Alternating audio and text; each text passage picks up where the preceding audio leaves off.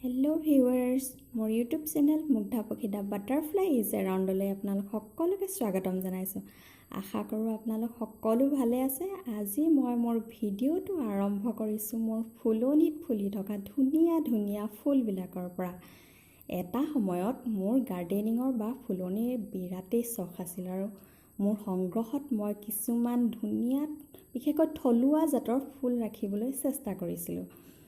এসময়ত বুলি এইকাৰণেই কৈছোঁ যে বৰ্তমান ঠাইৰ অভাৱেই হওক, পৰিচৰ্যাৰ অভাৱেই হওক বা সময়ৰ অভাৱেই হওক, বেছিভাগ ফুলেই মোৰ সংগ্ৰহত থকা নাইকিয়া হৈ গ'ল কমি।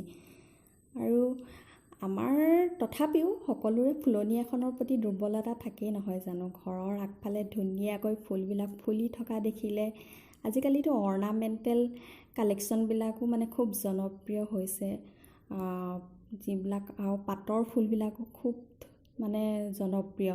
তথাপিও ফুলি থকা ফুলবিলাক ধুনীয়া ধুনীয়াকৈ সেয়াটো আৰু মন প্ৰাণ উৎফুল্লিত কৰি ভাল লগাই দিয়া এটা খুব ধুনীয়া পৰিৱেশ নহয় জানো।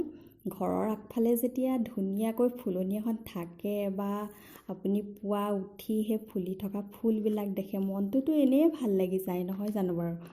তাকে বোলো মোৰ পিছে বৰ ফুলনি কৰিব পৰা বিশেষ ঠাই নাই, বেছিভাগেই মই টাবতে কৰোঁ।